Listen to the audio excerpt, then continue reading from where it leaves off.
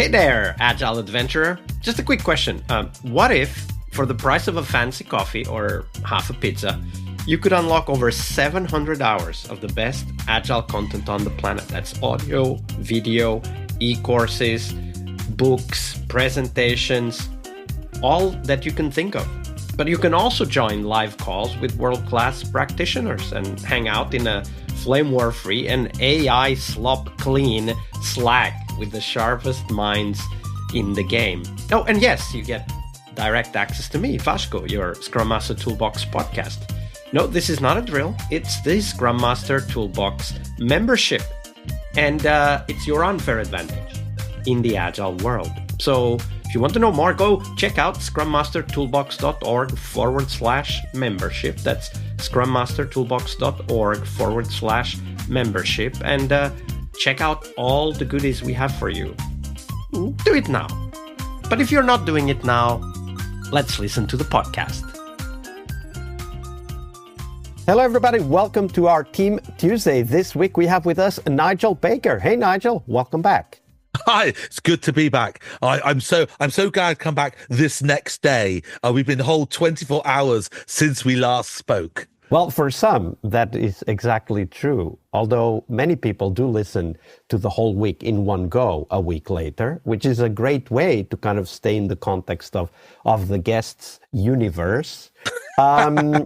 We'll explore teams and how they self-destruct in a minute, Nigel. But before that, share with us, what was the book that most inspired you in your career as a Scrum Master? So this is a hard conversation because I'm not sure I've been inspired by many books. Or when I say many, I'm going to knock the M off. Any.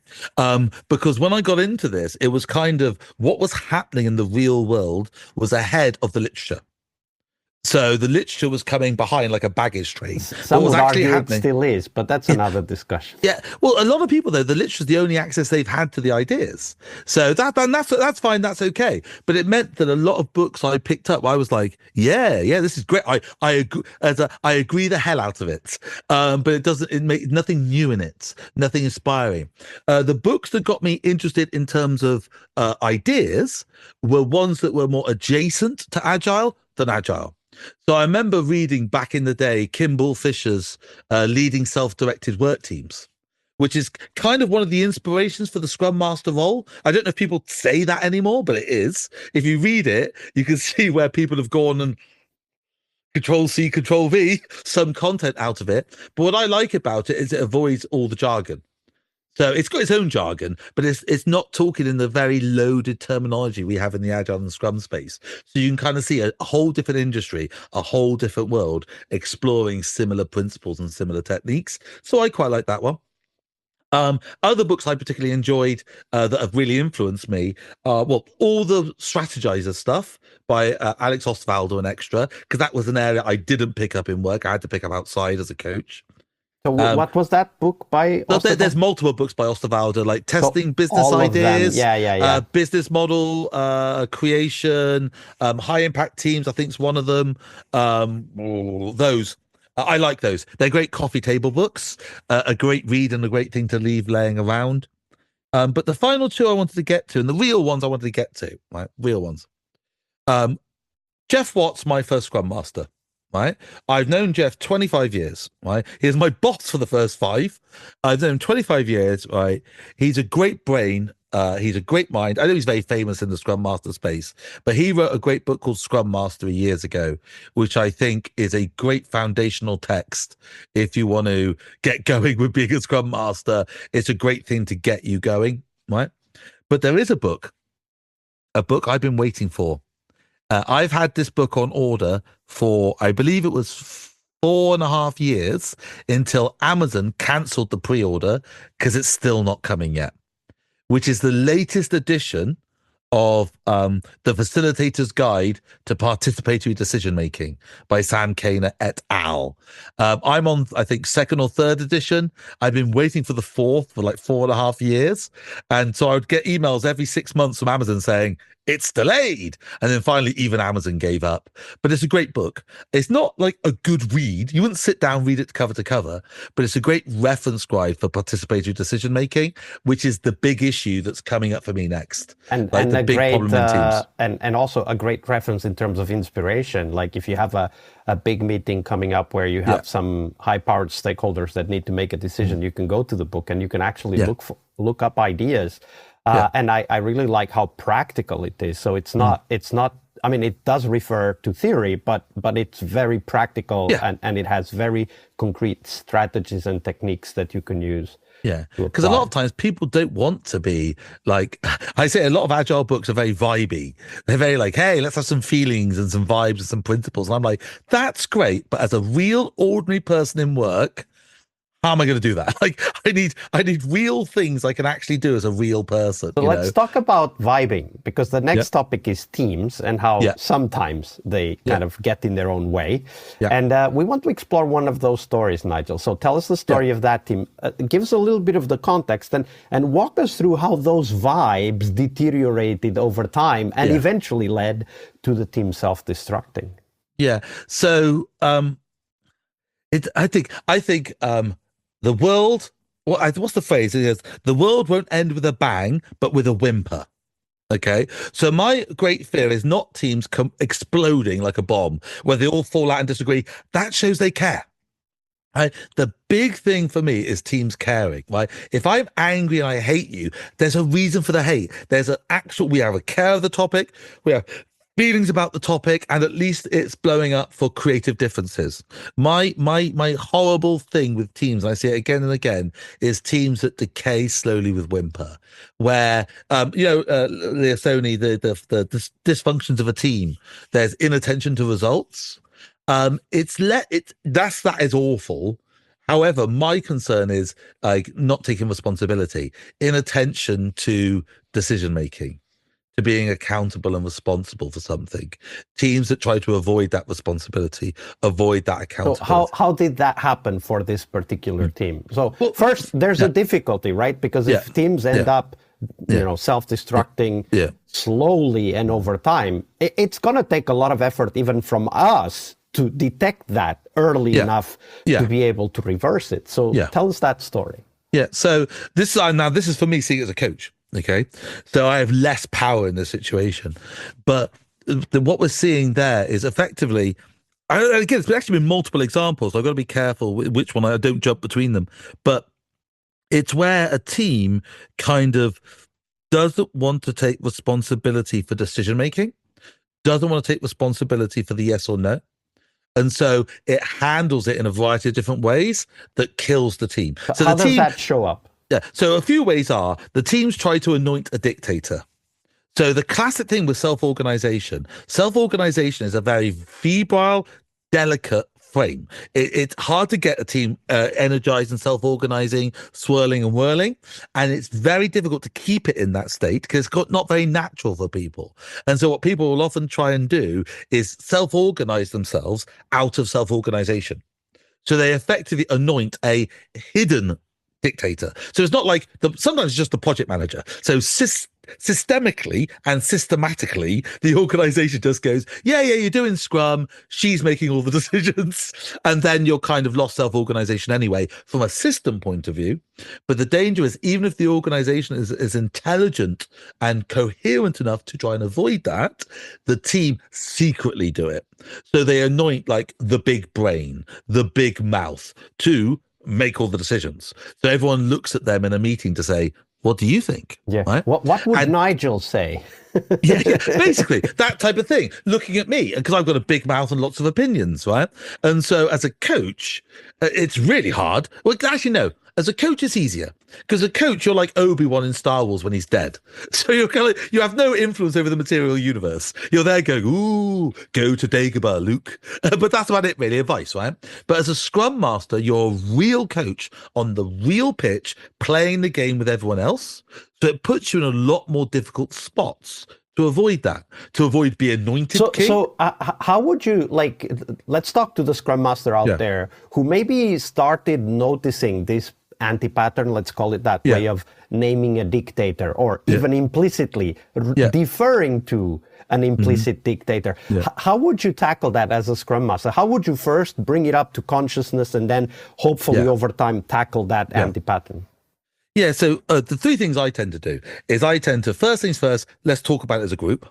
So we're aware of it. So again, that's when you're into the a nice facilitated meeting, get yourself a structure, bring these topics up, discuss them in a way.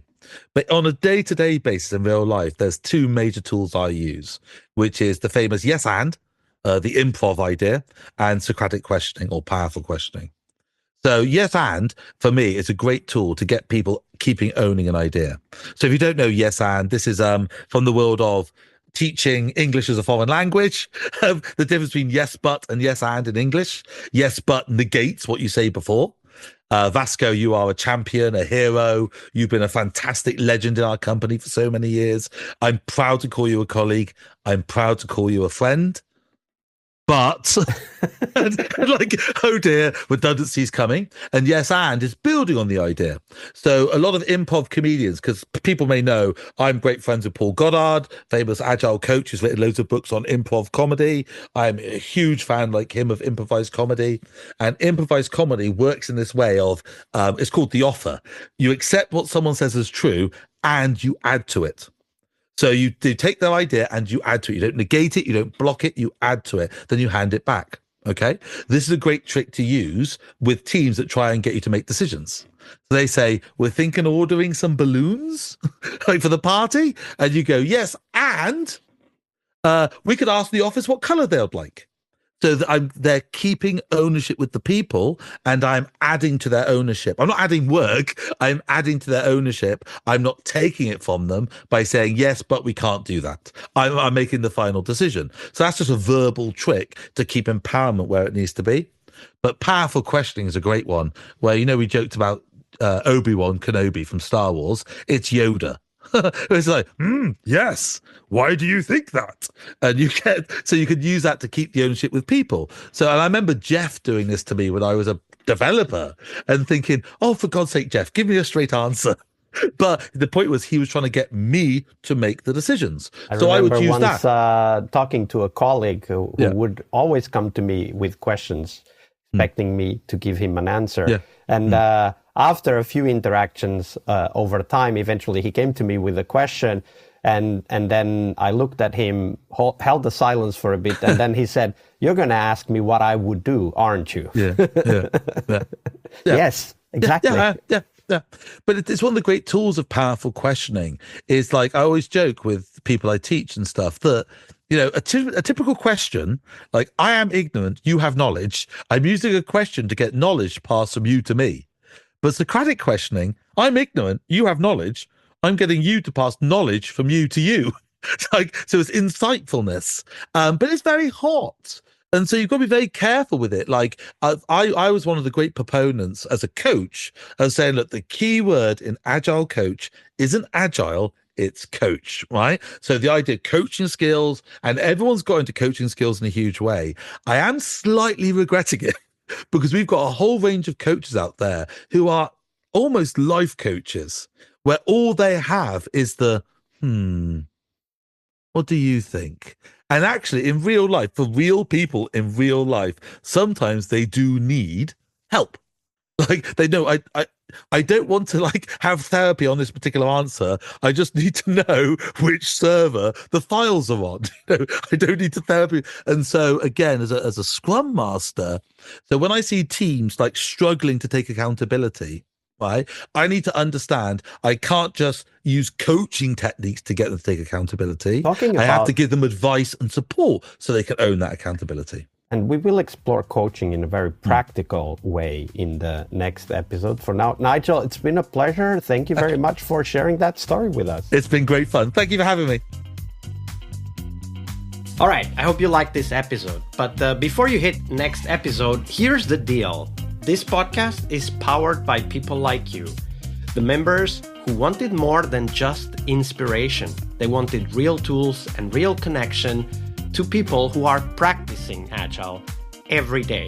We're talking access to over 700 hours of Agile gold, CTO level strategy talks, summit keynotes, live workshops, e-courses, deep dive interviews, books, and if you're into no estimates, we got the pioneers of no estimates in those deep dive interviews as well. Agile business intelligence, creating product visions, coaching your product owner courses, you name it. You'll get invites to monthly live Q&As with Agile pioneers and practitioners, plus a private Slack community, which is free of all of that AI slop you see everywhere, and of course, without the flame wars. It's a community of practitioners that want to learn and thrive together. It's the best place to connect with community and learn together. So if this podcast has helped you before, imagine what you will get from this podcast membership. So head on over to scrummastertoolbox.org/membership and join the community that's shaping the future of Agile. And we have so much for you. So check out all the details at scrummastertoolbox.org/membership, because listening is great, it's important, but doing it together, that's next level. I'll see you in the community Slack. We really hope you liked our show. And if you did, why not rate this podcast on Stitcher or iTunes? Share this podcast and let other Scrum Masters know about this valuable resource for their work. Remember that sharing is caring.